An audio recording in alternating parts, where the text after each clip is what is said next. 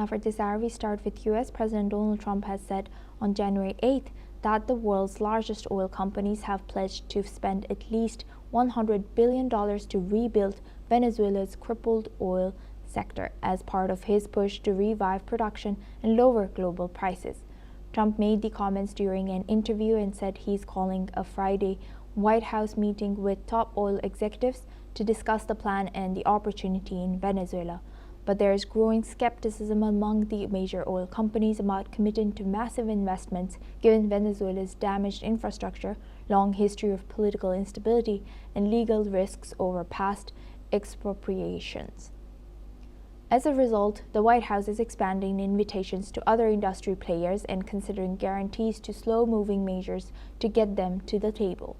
Trump has also said the U.S. will continue selling Venezuelan crude and hopes boosted output will help lower oil prices for consumers worldwide as part of a broader energy strategy.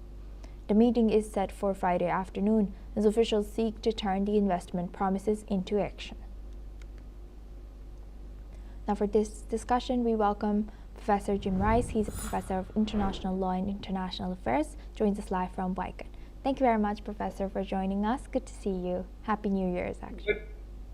Happy New Year to you, Suma. It's good to be back. And again, Happy New Year to you and your whole news team. Thank you so much. Yes, it's been a while.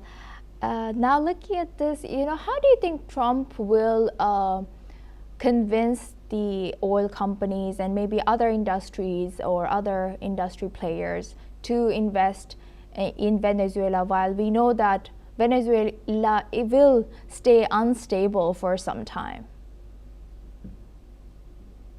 Well, I don't think, the short answer is I don't think he will be able to, not without guarantees, as your lead-in suggested, of billions and billions of dollars of U.S. government funds to underwrite what the oil companies are doing. And the reason for this is because these oil companies and any companies really need an environment like the rule of law, in which the law is applied evenly across the country, and that dictators and rulers aren't above the law. And so my view is that they're not going to be very enthusiastic about this, unless, of course, Trump promises to give them vast amounts of money as a bribe to go in. Right. Let's say if Trump was unsuccessful in convincing these players or oil companies to invest, do you think he will lash out? Do you think he has any other cards to play over here? Because he cannot be putting tariffs on them, can he? No. Well, you're right. There's no doubt he would lash out, and I think that this idea of him leaning on the oil companies is another form of Trump's coercion to try and get his way. But this whole thing, and in fact, I wrote an article about this that was published just today. This whole Venezuelan campaign has been predicated on a series of lies, and the whole thing is transparently a lie. And the idea of Trump being able to run Venezuela, which is just a few weeks ago has been an adversarial country, an enemy according to Trump, is essentially preposterous. I don't see how it's going to work out. Right. And don't you think that Trump understands the fact that if the crude prices go down, is it technically beneficial for these oil companies in short term?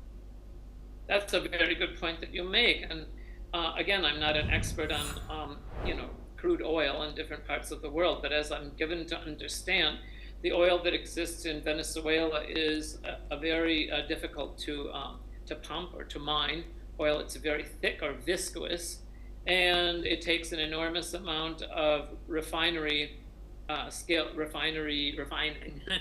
to get the oil in the condition to be able to ship it around the world. So it's going to be a very expensive process, and I'm sure that the oil companies are factoring this in. Right. Thank you for highlighting that. And Professor, lastly, how do you think how will Arab countries be eyeing this? Because since Trump took office, he was warming up his relationship with Arab countries. One of his first trips were all in the Middle East, like Saudi Arabia, UAE, Qatar. And then he made so many deals over there, and probably they are thinking that US is supposed to be, continuing to buy their oil. And then here we are, Trump looking at Venezuela like this. I don't really have an idea how rulers in oil-producing countries in the Middle East are thinking. My view is they'll probably just see this as another one of Trump's things. I think that they understand that, as I said, the whole thing is very unlikely to come off in the manner in which Trump thinks it will, but I don't know. It's a good question. With that, I would like to thank Professor Jim Rice for sharing that insight. Please stay with us as we come back to you for our next discussion as well. Now, moving the focus on to Venezuela, Venezuelan acting President Delcy Rodriguez led a tribute ceremony honoring military personnel who were killed during a U.S. military operation on January 3rd. Rodriguez stated that Venezuela would seek vindication through diplomatic means rather than revenge, telling the American people that Venezuelans did not deserve aggression from a nuclear power. Let's have a look at what the interim president has shared. Le hablo al pueblo de los Estados Unidos. El pueblo de Venezuela no merecía esta agresión vil, guerrerista, de parte de una potencia nuclear. Decía yo ayer que ha pasado a ser una mancha en nuestras relaciones y en nuestra historia. Si algo digo yo que no es venganza, sino será reivindicación, será cuando le dejemos y le demos lecciones y ejemplos de lo que es la diplomacia bolivariana de paz en acción internacional. Somos hombres y mujeres de Estado. Es lecciones que aprendimos de Bolívar. Las armas son para cuidar a la República. Las armas son para defender a nuestro país, nuestra patria, nuestra soberanía, nuestra dignidad y nuestra moral. Y si yo puedo decir hoy, desde acá, desde Caracas, cuna de nuestro libertador Simón Bolívar, es que nuestros hombres y mujeres que cayeron en combate son héroes y heroínas de la patria de Simón Bolívar, y que los hermanos de Cuba, hijos de Martí, hijos de Fidel, también son héroes y heroínas de esta patria, porque como un solo pueblo combatieron en la defensa frente a la agresión ilegal y legítima. Meanwhile, during this ceremony, Delcy Rodriguez also says that there was combat with the United States during the capture of deposed leader Nicolás Maduro and his wife Celia Flores. Let's listen in. En combate. Aquí nadie se entregó. Aquí hubo combate, y hubo combate por esta patria. Hubo combate por nuestros libertadores, por Miranda, por Sucre, por Rivas, por Urdaneta, por Manuel Sáenz, por Ezequiel Zamora, por nuestro padre libertador Simón Bolívar. Aquí hubo combate por Chávez y aquí hubo combate por Venezuela. Esa es nuestra mayor satisfacción y esa es la respuesta. Now for this discussion, we welcome back Professor Jim Rice. He is joining us from Vigan, Philippines. Thank you very much, Professor, for staying with us. Now, thank you. Now, looking back on 3rd of January, when you saw all this, what was your reaction? Well, I think like everybody else, I was simply shocked at the entire thing. And there were several reasons to be shocked. I mean, that it happened at all. But the manner in which Trump brought military forces into a sovereign state illegally and contrary to the laws of the United States of America.